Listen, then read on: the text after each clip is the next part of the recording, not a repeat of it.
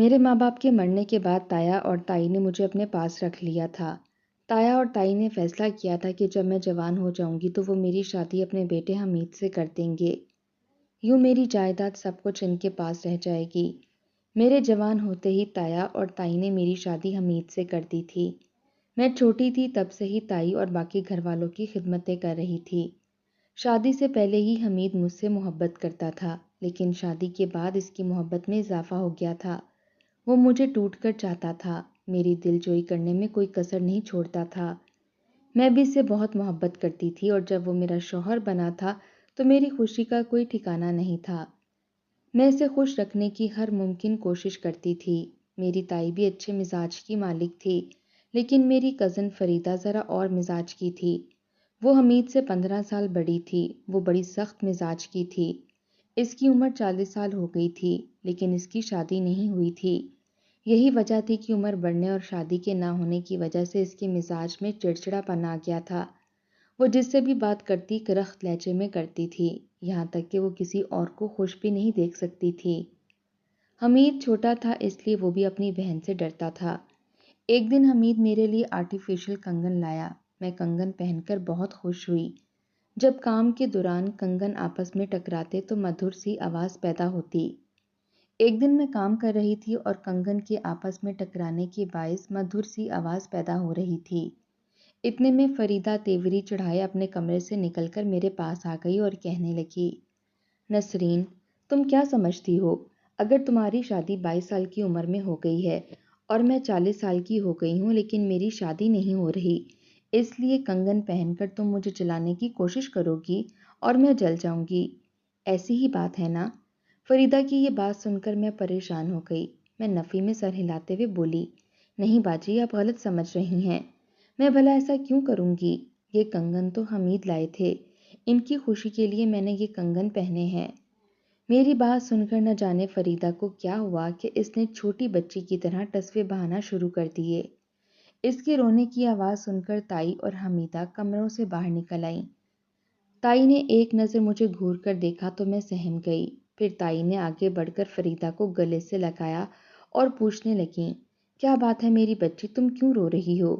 فریدہ آنسو بہاتے ہوئے کہنے لگی، امی جان، آپ کی بہو نے مجھے تانے مارے ہیں، کہتی ہے کہ تم میرے شوہر پر بوجھ ہو، شادی کر کے اپنے گھر کیوں نہیں جاتی؟ تم گھر بیٹھے بیٹھے بوڑھی ہو رہی ہو۔ فریدہ کی بات سن کر تو میرے پیروں تلے سے زمین نکل گئی۔ میں نے تو ایسی کوئی بات نہیں کی تھی۔ تائی نے مجھے گھور کر دیکھا تو مجھے اپنی جان نکلتی ہوئی محسوس ہوئی۔ میں نے مدد طلب نظروں سے حمید کی طرف دیکھا تو وہ ہونٹ بھینچے خاموش کھڑے تھے۔ میں اپنی صفائی میں کیا کہتی؟ فریدہ باجی جھوٹ بول رہی ہیں، میں نے ایسی کوئی بات نہیں کی۔ تائی نے تو مجھے کچھ نہ کہا، لیکن فریدہ نے میرے منہ پر تھپڑ رسید کر دیا۔ ساتھ ہی وہ چلائی، خبردار اگر تم نے مجھے جھوٹا کہا، میں تمہاری زبان کھینچ لوں گی۔ میں اپنے گال پر ہاتھ رکھے دنگ نظروں سے فریدہ کو دیکھتی رہ گئی۔ اس نے کتنی صفائی سے جھوٹ بول کر مجھے بے عزت کر دیا تھا۔ میں نے حمید کی طرف دیکھا لیکن اس نے میری صفائی میں ایک لفظ بھی نہیں کہا اور میں نم اور شکوہ بھری نظروں سے شوہر کو دیکھتی کمرے میں چلی گئی۔ مجھے اپنے شوہر پر ناز تھا۔ میری شادی کو صرف چند ہفتے ہی گزرے تھے کہ یہ واقعہ ہو گیا تھا۔ مجھے اس دن اپنے ماں باپ شدت سے یاد آئے۔ میری ڈھارس بندھانے والا کوئی بھی نہیں تھا۔ میں کمرے میں بیٹھی روتی رہی اور سوچتی رہی کہ فریدہ باجی نے جھوٹ کیوں بول کر مجھے سب کی نظروں میں بے عزت کیا تھا۔ میرا خیال تھا کہ ابھی میرا شوہر آئے گا اور میری ڈھارس بندھائے گا، لیکن ایسا کچھ نہ ہوا۔ نہ شوہر نے آنا تھا اور نہ ہی وہ آیا۔ تب میرا دل چاہا کہ میں سب کچھ چھوڑ کر کہیں چلی جاؤں اور پھر کبھی انہیں اپنی شکل نہ دکھاؤں۔ میرے دل نے مجھے اکسایا کہ تم ایسا ہی کرو تاکہ تمہارے سسرال والوں کی نظر میں تمہاری قدر و قیمت بڑھے۔ چنانچہ میں نے ایک بیگ میں سامان پیک کیا اور کمرے سے نکل آئی۔ تائی اور حمید صحن میں بیٹھے باتیں کر رہے تھے۔ مجھے دیکھا تو حمید بے قرار ہو کر بولا، نسرین، تم بیگ اٹھا کر کہاں جا رہی ہو؟ میں نے جواب دیا کہ میں یہ گھر چھوڑ کر جا رہی ہوں۔ جہاں میری عزت ہی نہیں ہے، میں وہاں کیسے رہوں؟ حمید بولا، بے وقوف لڑکی، یہ کیا پاگل پن ہے؟ تم اس گھر سے نکل کر کہاں جاؤ گی؟ چلو شاباش، کمرے میں جاؤ۔ میں کسی طور تیار نہ ہوئی اور بولی، میری ایک شرط ہے، باجی فریدہ کو مجھ سے اپنے جھوٹ بولنے کی معافی مانگنا ہوگی، تب میں رکوں گی، ورنہ میرا ارادہ اٹل ہے۔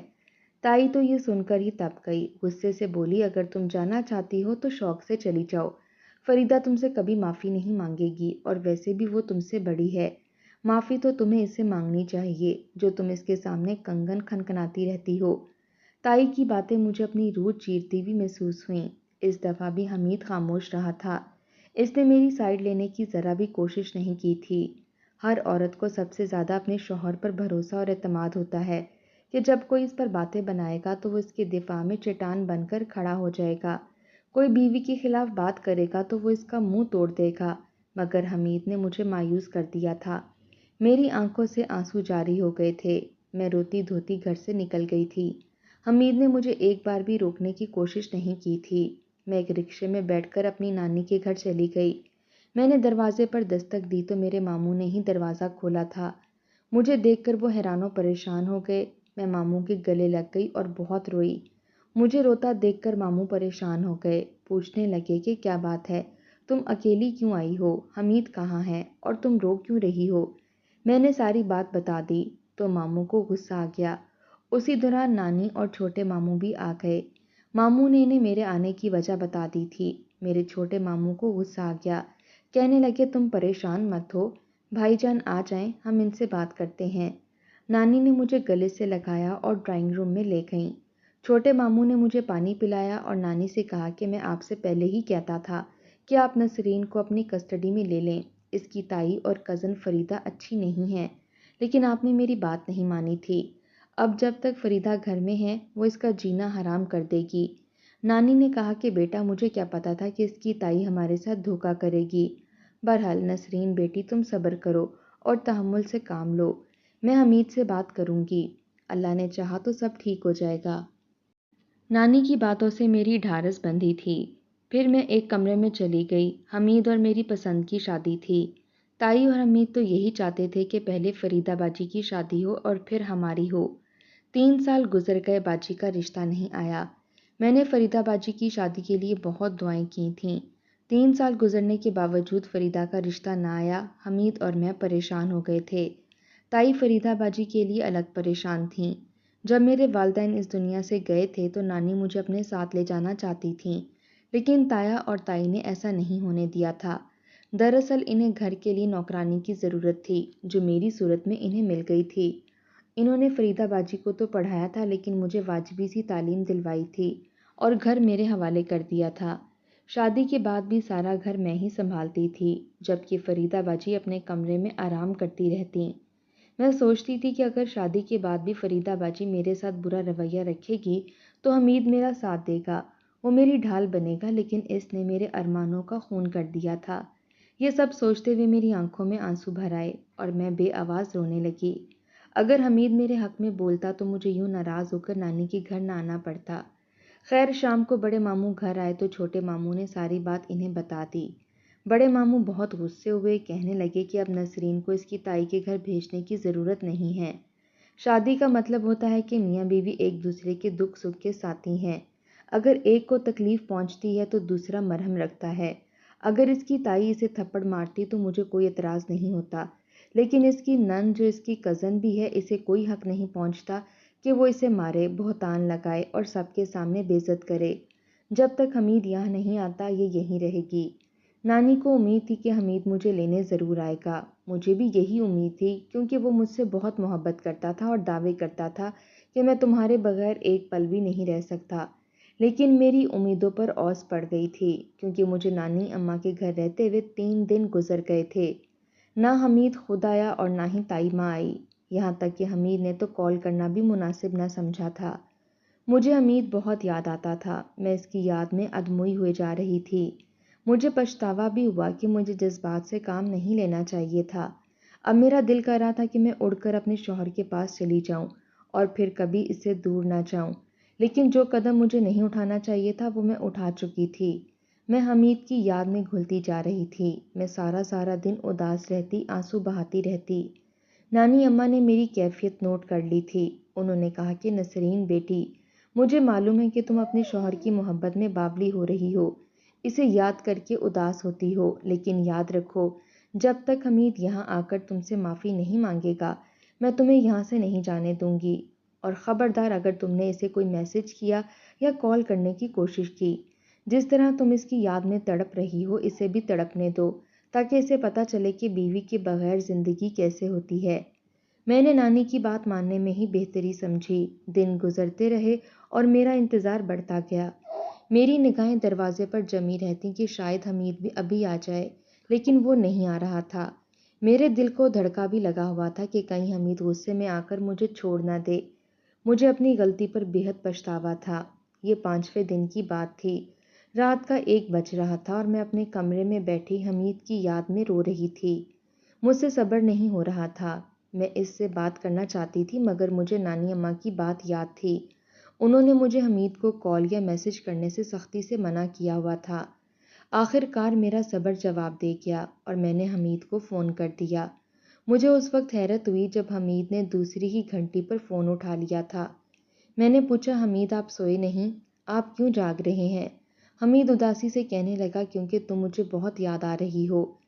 میں ہم دونوں کی شادی کی تصویریں دیکھ رہا ہوں۔ میں نے بےتابی سے کہا کہ اگر میں آپ کو یاد آ رہی ہوں تو آپ مجھے لینے کیوں نہیں آئے؟ حمید نے جواباً کہا کہ میں تمہیں لینے آنا چاہتا ہوں، لیکن ڈرتا ہوں کہ تم آنے سے انکار نہ کر دو، اس لیے میری ہمت ہی نہیں پڑ رہی۔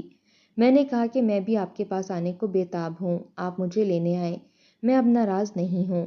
حمید میری بات مان گیا اور کہا کہ تم کل تیار رہنا، میں تمہیں لینے آؤں گا۔ اس کی بات سن کر میں خوش ہو گئی تھی اور باقی کی ساری رات اس کے ساتھ باتیں کرتے ہوئے گزار دی۔ اگلے دن میں نہا دھو کر تیار ہوئی اور حمید کا انتظار کرنے لگی۔ میری خالہ نے مجھے تیار اور خوش دیکھا تو وہ پوچھے بنا نہ رہ سکیں۔ میں نے انہیں ساری بات بتا دی، وہ بھی خوش ہو گئیں اور نانی بھی۔ شام کو حمید، تائی اور فریدہ باجی مجھے لینے آ گئے۔ فریدہ باجی نے سب کی موجودگی میں اپنے رویے کی معافی مانگی اور وعدہ کیا کہ وہ آئندہ مجھ سے کوئی جھگڑا نہیں کریں گی۔ میں خوش ہو گئی اور نانی اماں کی اجازت سے ان کے ساتھ چلی گئی۔ حمید اور میں بہت خوش تھے۔ ہم گھر پہنچے تو میری حیرت کی انتہا نہ رہی، کیونکہ گھر کا ماحول بدل چکا تھا۔ تائی مجھ پر بچ بچ جاتی تھیں، وہ مجھے کوئی بھی کام نہیں کرنے دے رہی تھیں۔ باجی فریدہ کا رویہ واقعی بدل گیا تھا۔ اس کے لہجے میں کرختگی اور سختی نہیں تھی، بلکہ نرمی تھی۔ مجھے لگتا تھا جیسے میں تائی کے گھر نہیں کسی اور جگہ پہنچ گئی ہوں۔ خیر جو بھی تھا وہ میرے لیے خوشگوار ماحول تھا۔ چند دن ہی گزرے تھے، میں ڈرائنگ روم میں بیٹھی سیب کھا رہی تھی کہ تائی میرے پاس آ گئیں۔ میٹھے لہجے میں بولی، نسرین بیٹی، یہ بتاؤ تمہارے چھوٹے ماموں حسیب کی کتنی عمر ہوگی؟ میں نے بتایا کہ وہ 25ویں سال میں داخل ہوئے ہیں۔ تائی نے پوچھا کہ کیا اس کا کہیں رشتہ ہو گیا ہے؟ میں نے بتایا کہ نہیں، نانی اماں تو چاہتی ہیں کہ وہ جلد از جلد شادی کر لیں، کیونکہ نانی کہتی کہ زندگی کا کوئی بھروسہ نہیں۔ میں اپنی زندگی میں تمہاری خوشیاں دیکھنا چاہتی ہوں، لیکن ماموں مان ہی نہیں رہے۔ یہ سن کر تائی کے چہرے پر زردی پھیل گئی، جیسے میں نے یہ بات کر کے انہیں مایوس کر دیا ہو۔ میں نے تائی سے پوچھا کہ آپ یہ سب کیوں پوچھ رہی ہیں؟ وہ کہنے لگی، نسرین بیٹی، میں چاہتی ہوں کہ اگر تمہارے ماموں حسیب اور فریدہ کی شادی ہو جائے تو یہ بوجھ میرے سر سے اتر جائے گا۔ یہ بات سن کر تو میں صوفے پر بیٹھے بیٹھے اچھل ہی پڑی۔ میں نے کہا کہ تائی یہ بھلا کیسے ہو سکتا ہے؟ میرے ماموں تو ابھی 25ویں سال میں داخل ہوئے ہیں، جبکہ فریدہ باجی تو 40 سال کی ہیں۔ تائی کو یہ بات ناگوار گزری، کہنے لگی، تو پھر کیا ہوا؟ شادی میں عمر تھوڑی دیکھی جاتی ہے۔ میں نے تو ایسے کئی جوڑے دیکھے ہیں جن میں دولہا چھوٹا اور دلہن بڑی ہے۔ ویسے بھی ہمارے نبی پاک صلی اللہ علیہ وآلہ وسلم نے بھی تو حضرت خدیجہ رضی اللہ تعالیٰ عنہ سے شادی کی تھی، جن کی عمر 40 سال تھی۔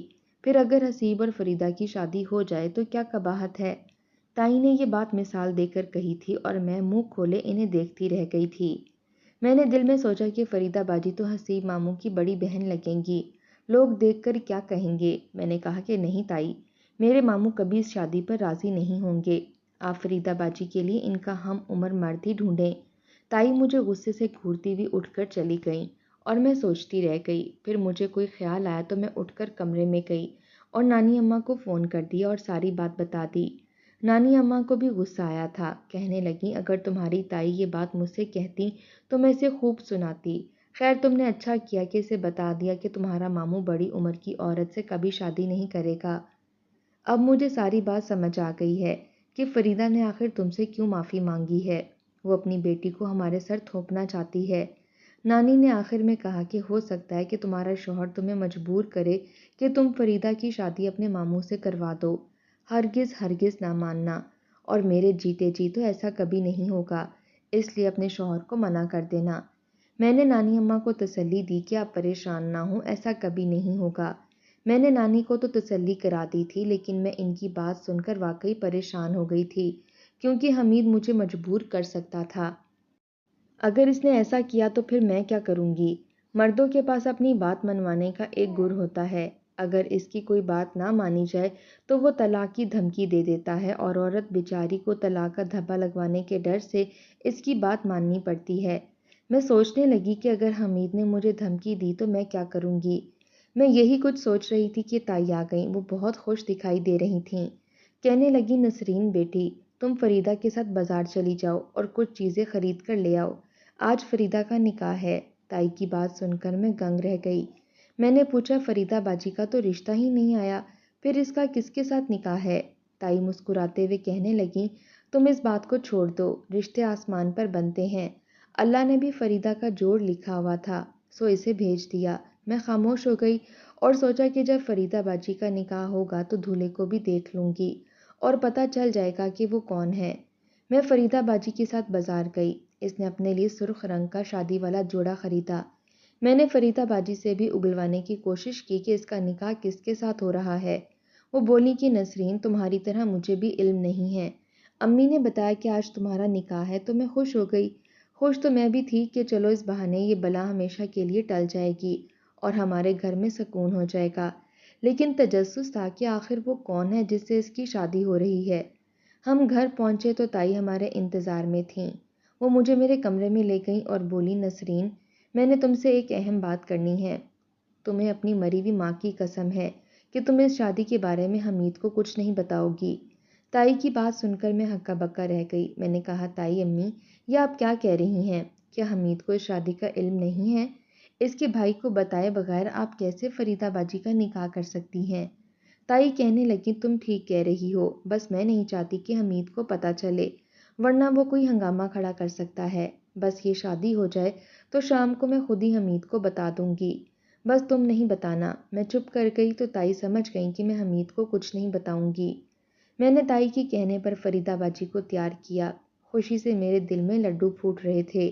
تیار ہونے کے بعد فریدہ باجی 40 کی بجائے 25 سال کی لگ رہی تھیں، کیونکہ میں نے میک اپ ہی ایسا کیا تھا تاکہ ان کا دولہا جب انہیں دیکھے تو وہ انہیں 25 سال کا ہی سمجھے۔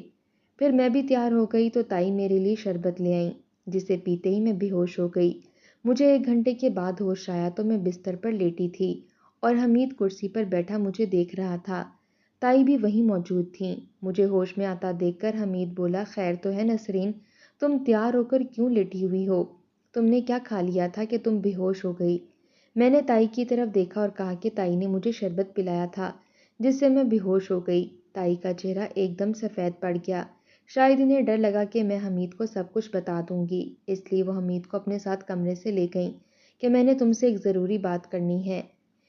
میں نے ان کی باتیں سنی۔ تائی کہہ رہی تھی کہ دراصل آج فریدہ کے لیے رشتہ آیا تھا تو میں نے نکاح پڑھوا کر اسے رخصت کر دیا۔ میں نے دیکھا حمید کھلے منہ کے ساتھ تائی کا منہ دیکھ رہے تھے۔ اس نے تائی پر خوب غصہ کیا۔ امی جان، کم از کم میرا انتظار تو کر لیتی، اتنی بھی کیا جلدی تھی کہ میرے بغیر ہی فریدہ باجی کی شادی کر کے رخصت کر دیا۔ حمید تائی سے ناراض ہوا تھا اور اسی ناراضگی کے سبب وہ گھر سے باہر چلا گیا تھا۔ میں نے اسے کئی بار فون کیا تھا لیکن اس کا فون بند تھا۔ وہ آدھی رات کو گھر آیا تھا۔ خیر، میں نے اسے سمجھایا کہ جو ہونا تھا وہ ہو چکا ہے، اب ناراض ہونے کا کوئی فائدہ نہیں ہے۔ حمید میری بات سمجھ گیا تھا۔ اگلے دن وہ کام پر چلا گیا تو میں نے تائی سے کہا، تائی امی، آپ نے فریدہ باجی کی اچانک شادی کر دی، چلیں آپ مجھے ان کے سسرال تو لے چلیں، میں دولہے کو دیکھنا چاہتی ہوں۔ میری بات سن کر تائی سیخ پا ہو گئی، کہنے لگیں، خبردار نسرین، اگر تم نے میری بیٹی کے سسرال جانے کا نام بھی لیا تو میں تمہیں برباد کر دوں گی۔ تائی کی بات سن کر میں ڈر گئی اور سوچنے لگی کہ پتہ نہیں تائی نے یہ بات کیوں کہی ہے۔ خیر، میں متجسس تھی اور یہ جاننا چاہتی تھی کہ آخر فریدہ باجی کی شادی کس سے ہوئی ہے۔ میں دولہا میاں کو دیکھنے کو بےتاب تھی لیکن تائی کی دھمکی کی وجہ سے مجبور تھی۔ دن گزرتے رہے اور ایک دن میں صبح سو کر کمرے سے باہر آئی تو میں نے تائی کو دیکھا وہ واٹس ایپ پر فریدہ باجی سے باتیں کر رہی تھیں۔ میں چپکے سے ان کے پیچھے کھڑی ہو گئی۔ اچانک میری نظر فریدہ باجی کے ساتھ کھڑے مرد پر پڑی تو میں دنگ رہ گئی۔ مجھے اپنی آنکھوں پر یقین نہیں آیا تھا۔ میں نے آنکھیں مسل کر دوبارہ دیکھا لیکن وہ حقیقت تھی۔ وہ کوئی اور نہیں بلکہ وہ میرے چھوٹے ماموں حسیب تھے۔ میں حیران اور جامد ہو گئی تھی۔ میں خاموشی سے کمرے میں گئی، چادر اوڑھی اور گھر سے نکل کر نانی کے گھر پہنچ گئی۔ بڑے ماموں بھی وہیں موجود تھے۔ مجھے دیکھتے ہی سب چونک پڑے۔ میرے بولنے سے پہلے ہی ماموں حسیب نے کہا کہ نسرین، میں جانتا ہوں تم یہاں کیوں آئی ہو، لیکن یہ سچ ہے، میں نے تمہاری کزن فریدہ سے شادی کی ہے۔ سب نے اس شادی پر اعتراض کیا تھا لیکن میں نے انہیں قائل کر لیا۔ اب کسی کو بھی اعتراض نہیں ہے۔ میں نے فریدہ سے اس لیے شادی کی ہے کیونکہ اس کی ماں اپنی بیٹی کی شادی کو لے کر پریشان تھیں۔ میں نے نبی پاک صلی اللہ علیہ وآلہ وسلم کی سنت مبارک پر عمل کرتے ہوئے اپنے سے بڑی عمر کی عورت سے شادی کر لی۔ مجھے اس پر کوئی شرمندگی نہیں ہے۔ دوسری بات یہ ہے کہ فریدہ کی شادی ہونے کے بعد تم بھی اپنے گھر میں خوش رہو گی۔ اسی لیے میرے کہنے پر اماں نے تمہاری تائی سے رشتہ مانگ لیا تھا اور تمہیں بتائے بغیر ہی شادی کر لی۔ ماموں کی بات سن کر میری آنکھوں سے آنسو آ گئے اور میں نے سر جھکا لیا۔ واقعی آج کے دور میں ایسے مرد بہت ہی کم ہیں جو اپنی عمر سے بڑی عورت سے شادی کرتے ہیں صرف اس لیے کہ یہ ہمارے نبی پاک صلی اللہ علیہ وآلہ وسلم کی سنت مبارکہ ہے۔